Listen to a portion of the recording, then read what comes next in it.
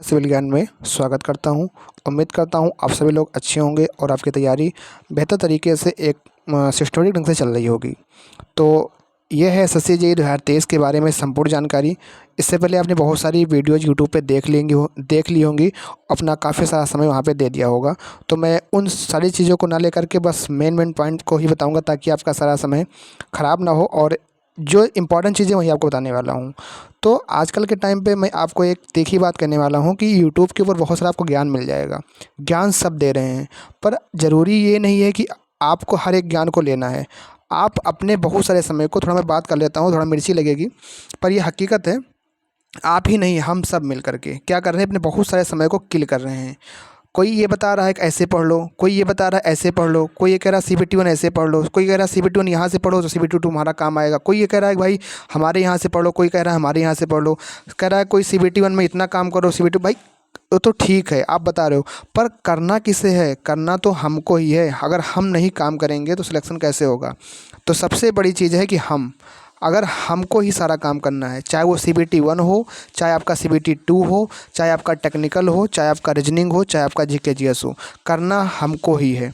तो क्यों ना हम अपने अकॉर्डिंग ही चलें। हम क्यों दूसरे के अकॉर्डिंग अपना समय दे दें? पता लगे उसमें ना सिलेक्शन हो, बाद में फिर हम लोग सोचें कि पता नहीं यार, अपने मेरा दिमाग कर रहा था अगर इस तरीके से मैं काम कर लिया होता तो मेरा सिलेक्शन हो जाता। तो ये सारी चीज़ें, आपका समय, बहुत सारा समय यूट्यूब पे इस चीज़ों में किल हो रहा है। आप देखो, थंबनेल बना के डाल दे रहा है कि रीजनिंग में ऐसे कर लो, इससे हो सिलेक्शन हो जाएगा। भाई देखो, बात ठीक है, पर करना किसको? हमें करना है। और जो वीकनेस है, सबसे बड़ी बात है, कोई वीकनेस से बात नहीं करता। भाई एक बंदा A है, एक बंदा B है, एक बंदा C है, तो आपने यूट्यूब पे वीडियो डाल दी कि ऐसे पढ़ लो, पर हो सकता है कि आपने जिस बेसिक से बनाई हो इसका ये चीज़ स्ट्रांग हो, ये बंदा का वो चीज़ वीक हो, ये बंदा का स्ट्रांग हो, तो हर एक चीज़ वैरी करना चाहिए। तो वो जो हकीकत है उसको मैं आपको बताने वाला हूँ कि आप अपना समय इधर उधर की फालतू वीडियो में व्यर्थ ना करें। 2 महीने का समय है और एसएससी जेईई इतना भी बहुत बड़ा हार्ड पेपर नहीं होता है कि आप नहीं निकाल पाओगे, निकल जाएगा। बस आप एक सिस्टमेटिक ढंग से अपनी जो कमियां हैं, आप क्या करते हो, दूसरे की वीकनेस पे काम करते हो।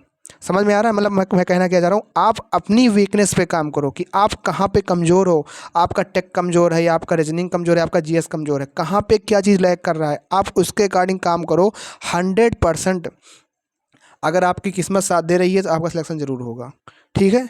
और एक चीज़ और जान लो, एसएससी में एक चीज़ और कड़वी बात होती है कि एसएससी में एक सेट ऐसा आता है, एसएससी जेईई में एक सेट ऐसा आता है। जैसे मुझे भी बहुत से लोग कहते हैं सर आप इतने साल से तैयारी कर रहे हो, आपका क्यों नहीं हो रहा सिलेक्शन? भाई वक्त आएगा, सब बताऊंगा कैसे क्या चीज़ें, पर मैं एसएससी की एक कड़वाहट बताता हूँ कि एसएससी जेईई को मैं लगभग 6-7 बार एग्ज़ाम मैंने जो है, लगभग मतलब 5 बार मेरा 5 से 6 अटैम्प्ट हो चुका है। तो मैं एसएससी का एक चीज़ देखा हूँ कि हर एक साल में एक शिफ्ट ऐसी टफ आती है कि उसमें अच्छा बच्चा भी अच्छा स्कोर नहीं कर पाता है।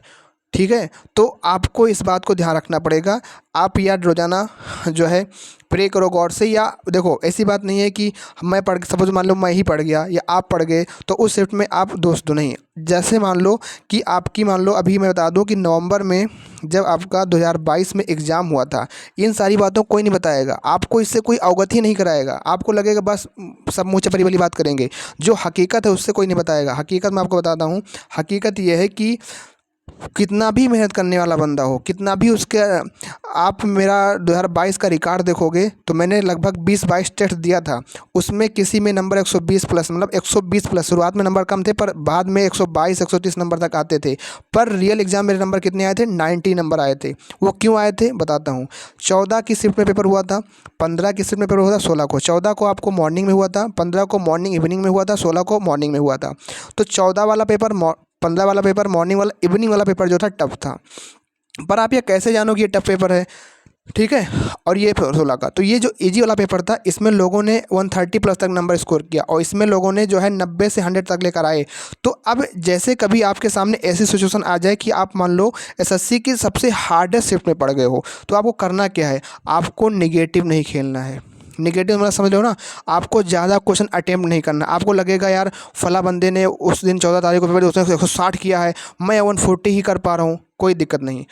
100 नंबर आपका आएगा, कोई दिक्कत नहीं, आपके बढ़कर 110 हो जाएंगे। हुआ क्या था, मेरे नंबर 90 नंबर थे। ठीक है, मेरे नंबर बढ़े बाद में कितने 10, तो कितने हो गए थे 100 हो गए थे। कट ऑफ कितनी से 106 थी। ठीक है, तो अगर आपके नंबर 100 हैं तो कोई दिक्कत नहीं, आपके कट ऑफ 107 थी इस बार ओबीसी की। पर आपको इस बात को समझना पड़ेगा कि अगर आप कठिन जोन वाले मतलब एकदम टफेस्ट जोन में पढ़ रहे हो तो आपको किस हिसाब से काम करना है। ये इस बात को मैं पहले ही बता दे रहा हूँ कि बाद में आपको यह न लगे कि जो भी न्यू कमर है, जो भी न्यू तैयारी करने वाला है, क्योंकि ये बात कोई नहीं बताता है। सबको बस लगता है ऐसे करो ऐसे करो, पढ़ाई ऐसे करो हो जाए सिलेक्शन। भाई ऐसे वैसे करने से सिलेक्शन नहीं होता है।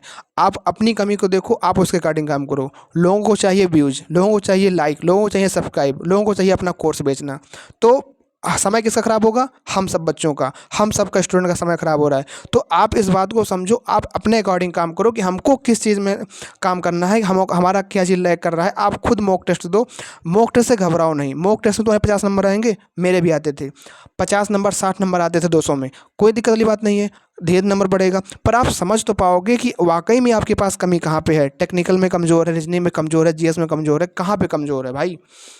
ठीक है, तो CBT 1 बहुत बड़ी बात नहीं है। CBT 1 को बस इस बार तो CBT 2 आपका, उस पर भी बात चर्चा करूंगा, पर CBT 1 में ज़्यादा चेंजेस नहीं आने वाला है। लोग बता रहे हैं 1/3 निगेटिव, हाँ 1/3 निगेटिव मार्किंग की बात तो सही है, पर जो है कोई घबराने वाली बात नहीं है। बिल्कुल जैसे आप अभी तक प्रिपरेशन करते आ रहे थे, सेम वही प्रिपरेशन आपको करनी है CBT 1 के लिए। ठीक है, बस आप मोस्टली टाइम अपना टेक्निकल पे देंगे, क्योंकि टेक्निकल आपका आगे भी काम आएगा। ठीक है, आप कहीं से भी पढ़ो, मुझे ये प्रॉब्लम नहीं है कि आप यूट्यूब पे किस चैनल से पढ़ रहे हो, पर आप कहीं से भी पढ़ो, वहीं से ही पढ़ो। बार बार यहाँ भी पढ़ रहे हो वही चीज़ यहाँ पढ़ रहे हो, दूसरे यूट्यूब पे वही चीज़ यहाँ पढ़ रहे हो, तो आप अपना 3 घंटा दे रहे हो, पढ़ के आ रहे हो, वही चीज़ पढ़ रहे हो, तो कोई इफेक्टिव यहाँ से निकल के आ रहा है। आप जो है, आपको लगता है कि हाँ ये फला टीचर हमको अच्छा पढ़ा रहा है, हमको यहाँ से अच्छी चीज़ समझ में आ रही है, आप उसी को फॉलो करो, बस वहीं से पढ़ते जाओ। आप सुबह यहाँ पढ़ रहे हो, शाम को यहाँ पढ़ रहे हो, रात में यहाँ पढ़ रहे हो, तो ये चीज़ें खराब चीज़ें हैं। आप इन सब चीज़ों से बचो, अपने आप को डिस्ट्रैक्शन से बचाओ। ज़्यादा चीज़ें अपने आप क्या है ना, आप दूसरे की गाड़ी खेलते हो। समय आपका है, समय तो आपका है, पर उसे कोई यूज और कर रहा है, उसका सदुपयोग कोई और कर रहा है। हम लोग बेरोजगार, आप बेरोजगार हो, ये भी अपना, ये भी तुम्हारा समय ले रहा है, ये भी तुम्हारा समय ले, ये भी तुम्हारा समय ले। नहीं, अपने समय को आप अपने खुद को दो। वाकई में आप अपने आप को झांको, अपने आप को देखो कि आपका समय आप अपने अकॉर्डिंग यूज कर रहे हो कि दूसरे अकॉर्डिंग यूज कर रहे हो। अपने समय को अपने अकॉर्डिंग यूज करो। तो मैं ये कह रहा था कि एसएससी में एक शिफ्ट ऐसे टफ आती है, उस टफ वाली सिचुएशन में कैसे काम करना होगा। आपको ज़्यादा कुछ नहीं अटेम्प्ट करना है, आपको खुद लग जाएगा कि मैं टफ में पड़ गया हूँ।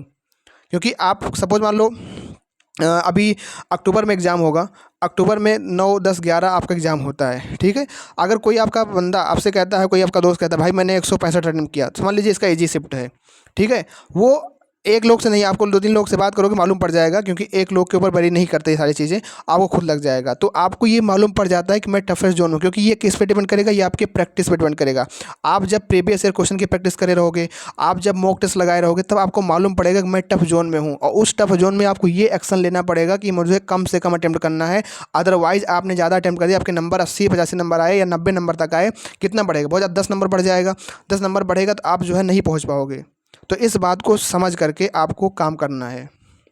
ठीक है, तो ये रही तीखी बातें कि आपको ज़्यादा समय यूट्यूब पे नहीं ख़राब करना है। कोई बता रहा है ऐसे पढ़ो, कोई कह रहा है यहाँ से पढ़ो, आपको जहाँ से लगता है आप वहाँ से पढ़ो, पर आप अपने अकॉर्डिंग पढ़ो, किसी दूसरे के अकॉर्डिंग ना पढ़ो। कि वो कोई मतलब जो है, कहने मतलब है कि मतलब वो ऐसे कोई बता रहा है, हो सकता है आपकी कुछ कमी और हो, आपका टेक्निकल में ज़्यादा वीक हो, आपको रीजनिंग में ज़्यादा आपका नंबर कम आ रहा है, तो आप अपने, क्योंकि देखो अगला बंदा यहाँ पर बैठा है इस पर्दे के पीछे, ठीक है, इस पर्दे के पीछे यहाँ पे बैठा है, आपसे वो नहीं रूबरू है कि आपकी कमी क्या है। ठीक है, पर मैं हूँ आपके इसी भीड़ में, साथ में मैं यहाँ नहीं हूँ, मैं आपके इसी भीड़ में हूँ, तो मुझे पता है कि आपकी कमजोरी क्या है।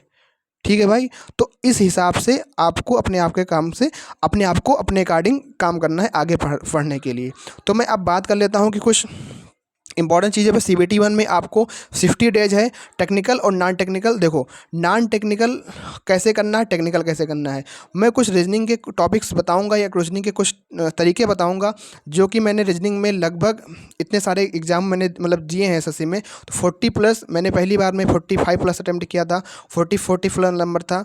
और जिस साल मेरा सिलेक्शन हुआ था BRO के लिए एलिजिबल हुआ था, उस समय 39 नंबर था। तो मैं उन सारी चीज़ों के बेस पे बताऊंगा कि आपको रीजनिंग में क्या काम करना है कि आपका नंबर आ जाएगा, टेक्निकल में आप कैसे आपका करना है आपका हो जाएगा। तो देखो CBT 1 में आपको ज़्यादा नहीं, जैसे आपने अभी तक काम किया है तो वैसे ही काम करना है, पर थोड़ा बहुत ये समझ लो कि जैसे आपकी ये सब्जेक्ट हैं, ठीक है। आजकल का पैटर्न चेंज हो रहा है। पैटर्न क्या है कि अब वन लाइनर क्वेश्चन नहीं बनते हैं, और हो सकता है एसएससी भी अपना कुछ पैटर्न चेंज करे। तो आप क्या करो कि अपने नोट्स के जो बेसिक नोट्स हैं उस बेसिक नोट्स को रिवाइज करो जितनी ज़्यादा हो सके। आप 10 बार, 15 बार, 8 बार, 4 बार, जितनी बार हो सके बेसिक नोट्स को रिवाइज करो। ये सारे topic building material, estimating, costing. आप क्या करो, एक आप करते क्या हो, एक दिन में क्या करते हो, आपने मान लो सपोज हाईवे पकड़ लिया। मैंने जैसे कल एक लोग से बात की तो पता है मैंने सर हाईवे पकड़ लिया, हाईवे में 4 दिन से पढ़ रहा हूँ। भाई ये तरीका बिल्कुल गलत है। आप 4 दिन से हाईवे पढ़ रहे हो, आपको लगता है कि हाईवे तुम्हें याद रहेगा 4 दिन तक, तो ये ठीक है कवर रहेगा, पर आप इरिगेशन पे जाओगे, हाइड्रोलिक्स पे जाओगे, सोलर मैकेनिक्स पे जाओगे, ये सारी चीज़ें फिर आप हाईवे भूल जाओगे। क्योंकि इतना 12-13 सब्जेक्ट है, आप 4-4 दिन एक ही सब्जेक्ट लेके बैठे रहोगे, कहाँ हो पाएगा सिलेक्शन। तो ये बहुत ही ख़राब तरीका है। ठीक है, आपको करना क्या है कि आपको सपोज मतलब बीएमसी है तो आप बीएमसी में से सीमेंट के टॉपिक को ले लिया आज, कि हमको आज सीमेंट का काम करना है। एस्टिमेटिंग कॉस्टिंग में आज ले लिया कि आज हमको जो है एस्टिमेटिंग कास्टिंग जितने भी सिंपल सिंपल फार्मूले उन पे काम करना है। सर्वेइंग में सर्वेइंग में हमको कंट्रोल टॉपिक पढ़ना है। तो ऐसे ऐसे क्या करा करो कि 2 घंटे में एक सीटिंग लगाओ 2 घंटे का, उस 2 घंटे में 3 सब्जेक्ट ले लो कि 3 सब्जेक्ट में फला फला टॉपिक को हमको पढ़ना है। ठीक है, तो ऐसे क्या होगा कि आप एक ही दिन में 3 सब्जेक्ट से ज़्यादा रूबरू हो पाओगे। तो ये आप अपने अकॉर्डिंग कर सकते हो। ठीक है, और ये टॉपिक कैसे डिसाइड करोगे, आपको आप हैंड बुक्स के पास होगा या आपके पास कोई चैप्टर उसमें लिखा रहता है शुरुआत के चैप्टर में, आप चैप्टर वाइज ले लो। या आप चले जाना टेस्ट सीरीज, टेक्स्ट बुक के जब आप टेस्ट सीरीज पे जाओगे तो टेक्स्ट बुक पे आपको एक चीज़ मिल जाएगा, वहाँ पे जो भी टेस्ट रहते हैं एक चैप्टर वाइज टेक रहता है, एक चैप्टर वाइज टेस्ट रहता है। तो चैप्टर वाइज में लिखा रहता है कि मान लो स्टोन हो गया, आज स्टोन के 10 क्वेश्चन हो गया, फिर उसके बाद सीमेंट के 10 क्वेश्चन हो गया। तो ऐसे क्या करा करो कि आप चैप्टर वाइज लेकर के एक एक टॉपिक, बीएमसी का एक टॉपिक ले लिया, एस्टिमेटिंग कॉस्टिंग का ले लिया, सर्वेइंग का ले लिया, फिर अगले दिन इनका तीनों को ले लिया, फिर अगले दिन तीनों ले लिया। तो ऐसे क्या होगा कि एक दिन में आपके 3 से 4 सब्जेक्ट कवर होंगे। क्या होगा, एक ही दिन में 3 से 4 सब्जेक्ट कवर होगा। और फिर जब अगले दिन यहाँ पे आओ फिर दूसरा सब्जेक्ट, दूसरा टॉपिक ले लो।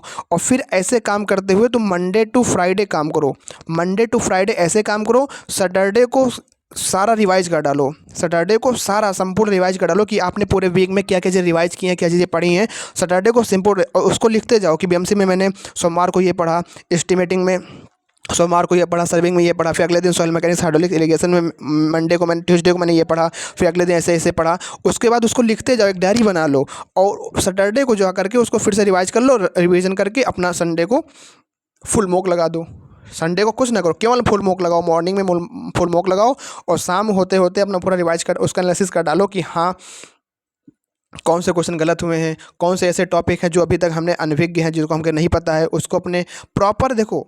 भाई तैयारी एक प्रॉपर तरीके से करो, बस आपकी किस्मत अगर साथ देगी आपका सिलेक्शन 100% हो जाएगा। मेहनत प्लस किस्मत दोनों चीज़ें होती हैं आपका। अगर आप लेकिन मेहनत जब करोगे तो किस्मत तभी साथ देगी। ऐसा नहीं आप मेहनत नहीं करो किस्मत साथ दे जाए, इसी वही गलत बात है। 100% आपकी मेहनत हो, किस्मत ज़रूर साथ देगी।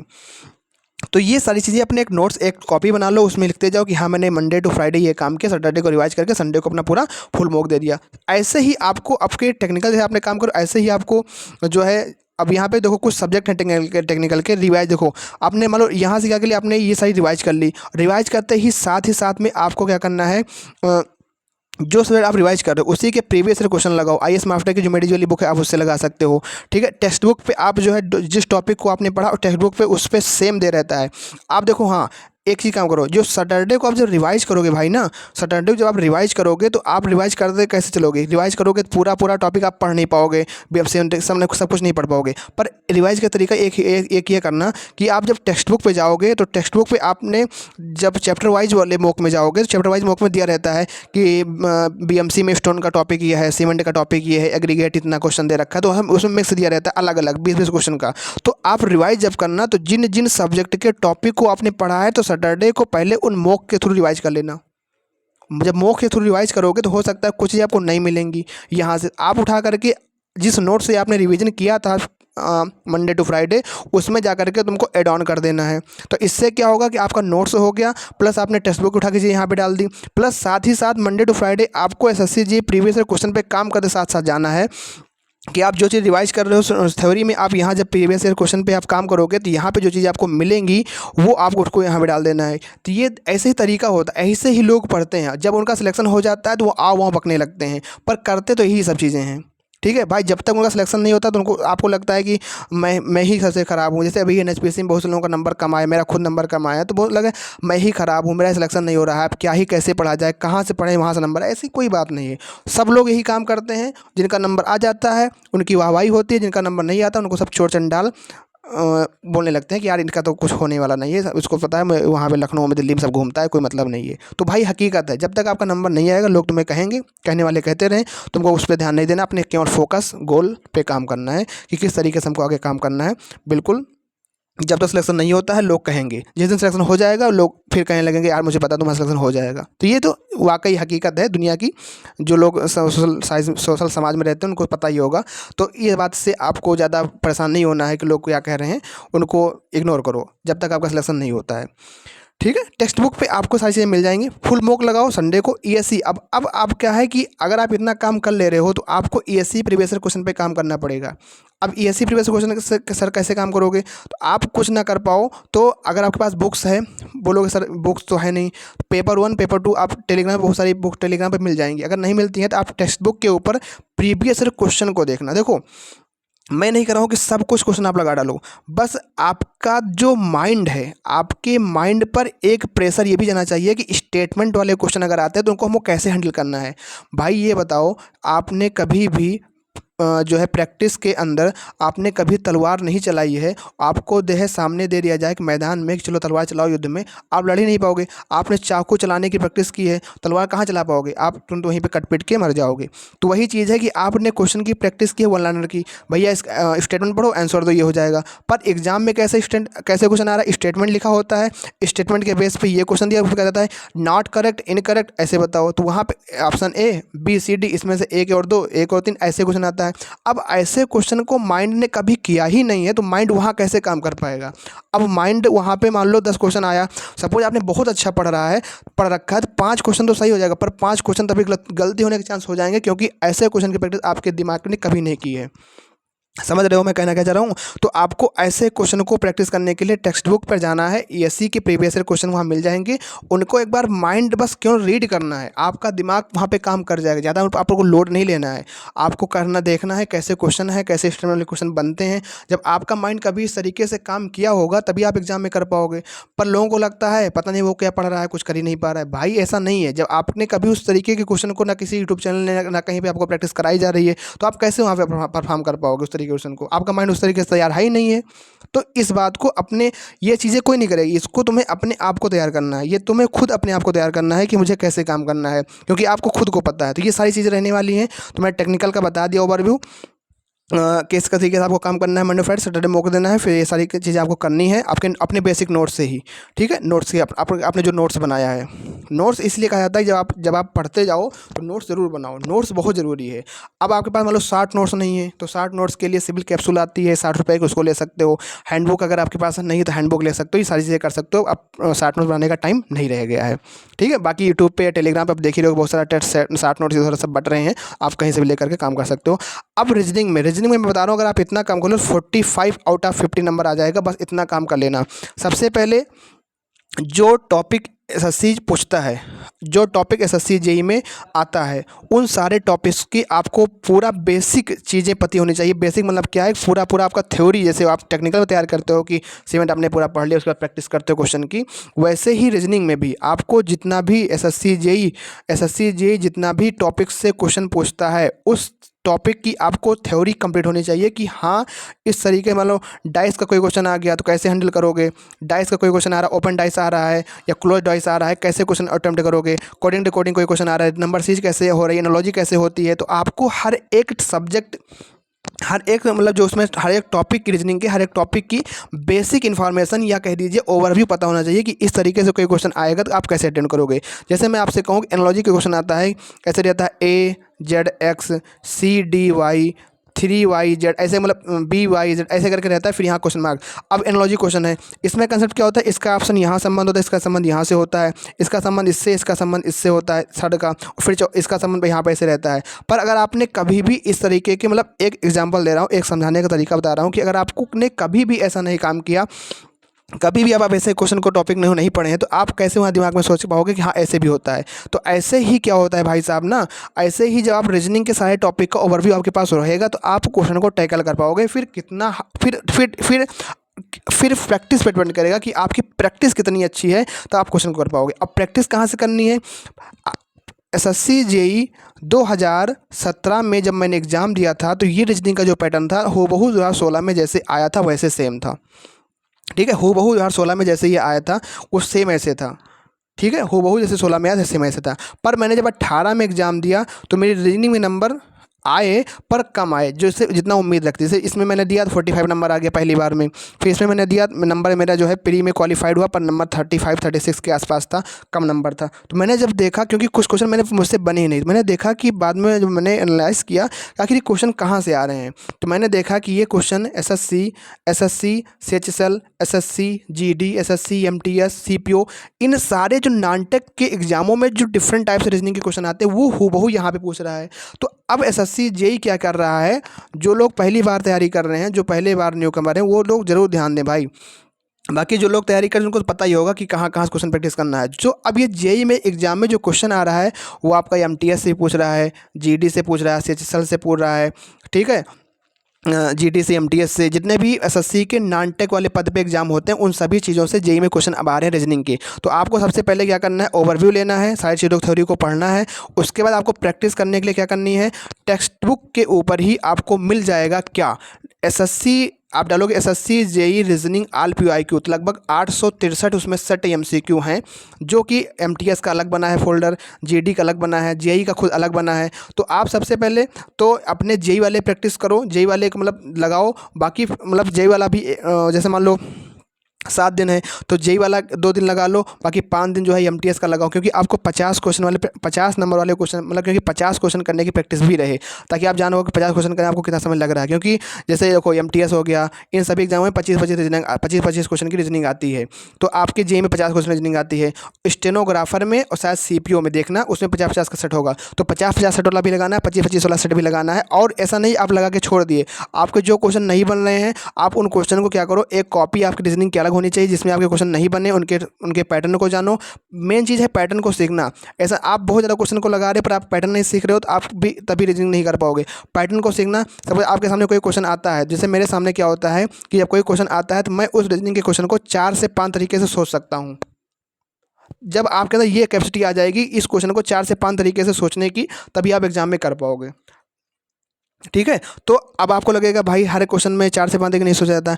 जो कुछ टॉपिक जैसे नंबर सीरीज हो गया, एनालॉजी हो गया, कोडिंग डिकोडिंग हो गया, इन सारे क्वेश्चनों में जहाँ से कम 10 से 15 नंबर मार्क की रीजनिंग आती है, इन क्वेश्चनों में क्या करना है, एक बार पैटर्न से नहीं बनता, 2-3-4 बार सोचना पड़ता है। तो आपको पैटर्न कहाँ से याद आएगा, जब आप विभिन्न प्रकार की एग्जामों में आए हुए क्वेश्चनों को करोगे प्रैक्टिस, तब हो पाएगा। तो ये सारी चीज़ें आपको करनी पड़ेगी रीजनिंग के लिए। तो टेक्निकल में 100 मैंने बता दिया कैसे करना है, 50 नंबर रीजनिंग में, 45 नंबर आपका आराम से आ जाएगा। टेक्निकल में आप बहुत ज़्यादा कोशिश करो कि इसमें कम से कम 80 नंबर तक आ जाए। 80 नंबर तक अगर टेक्निकल में आ जाए, मैंने बहुत ज़्यादा बता दिया है क्योंकि इतना नंबर आता नहीं, मुश्किल से 65-70 नंबर के बीच में लोगों का नंबर रहता है। पर लोग लेकिन बहुत से लोग इतने नंबर से भी लेके आते हैं। तो अगर आप 65 से 70 नंबर के बीच में भी आ रहे हो तो कोई दिक्कत वाली बात नहीं है। जीएस के अंदर आपको जो है, जीएस में 50 में से अगर आपके 25 से 30 नंबर आ रहे हैं तो इतना बहुत अच्छा नाम आ रहा है, इतना नंबर आप ले आओगे। 30 नंबर लाने में ही बहुत ज़्यादा हो जाती है, कभी कभी तो इतना आ जाता है, कभी कभी नहीं आता, कभी 15-18 नंबर ही रह जाता है। तो घबराने वाली बात नहीं है। इस पर ऐसा नहीं है कि आपको इस पर काम नहीं, डेली आप 2 घंटे डेली काम करिए। क्या क्या काम करना होगा मैं आपको बता देता हूँ। इसके लिए आपको करना क्या होगा, सबसे पहली बात जो है करंट अफेयर का टॉपिक। करंट अफेयर आप लास्ट 6 मंथ की कोई बुक ले लो, उससे आप कर दो करंट अफेयर। और ancient history, medieval history, history वाला जो पार्ट होगा, मॉडर्न हिस्ट्री, मेडिवल हिस्ट्री से ज़्यादा क्वेश्चन आता है। तो आपके पास चाहे लूसेंट वाली बुक हो, या अगर आपके पास कोई सेल्फ नोट्स हो, या आपके पास कोई ऐसा नोट्स हो जहाँ पर आपको हिस्ट्री, पॉलिटी, ज्योग्राफी, बेसिक चीज़ें सारी दे रखी हैं, तो आप उनसे डेली वाइज 1-1, 2-2 टॉपिक रिवाइज करते रहो। हिस्ट्री का एक टॉपिक ले लो, जैसे मैंने टेक्निकल में बताया था कि सीमेंट ले लिया, बीएमसी से ले लिया, सर्वेइंग से ले लिया। ऐसे आप हिस्ट्री से एक टॉपिक ले लो, पॉलिटी से एक टॉपिक ले लो, ज्योग्राफी से एक टॉपिक ले लो। 2 महीना भी बहुत टाइम है, आपको पूरा एक बार रिवाइज भी हो जाएगा। और साथ ही साथ आपको प्रैक्टिस करनी है मिक्स एमसीक्यू, क्योंकि वो भी एसएससी के नॉन टेक में। अगर आपके पास ब्लैक बुक है तो ब्लैक बुक में जो भी प्रीवियस क्वेश्चन आपके आए वहाँ आपको करते जाओ। अगर आपके ब्लैक बुक नहीं है, घबराने की कोई बात नहीं है, आपको टेक्स्ट बुक पे जाना है। एसएससी जेई जीएस आरपीआई को आपको सर्च करोगे, लगभग 700 से 800 वहाँ पे प्रैक्टिस सेट मिल जाएंगे। एमटीएस का अलग फोल्डर बना है, सीएचएसएल का अलग फोल्डर, जो अभी हाल ही में न्यूनतम एग्जाम हुआ है, सीएचएसएल का एग्जाम हुआ है। आप सबसे पहले इसमें 25-25 सेट का होगा, इसमें से आप लगाते चले जाओ। तो इस तरीके से आपको काम करना होगा, आपके नंबर डेफिनेटली आ जाएंगे। अगर आप इतना काम कर ले तो प्री आराम से अच्छे खासा स्कोर हो जाएगा। मैं ये नहीं कहूँगा कि आपको 150 प्लस आ जाएगा या 170 प्लस आ जाएगा, पर हाँ इतने नियर अबाउट आपका नंबर आ जाएगा। ठीक है, ऐसे ही काम करना है, घबराने की बात नहीं है, नंबर आएगा। लोग कहने वाले कहते रहेंगे, जिस दिन आपका सिलेक्शन हो जाएगा लोग तालियां ही बजाएंगे। तो भाई जब तक सिलेक्शन नहीं होता लोग कहते हैं, सुनना पड़ता है, इस बात को समझना। और मैंने जो बातें शुरुआत में कही हैं उसको बिल्कुल ध्यान में रखना। मिलते हैं फिर एक नेक्स्ट वीडियो में, तब तक के लिए थैंक यू। जय हिंद, जय Bharat, take care, bye bye, love you.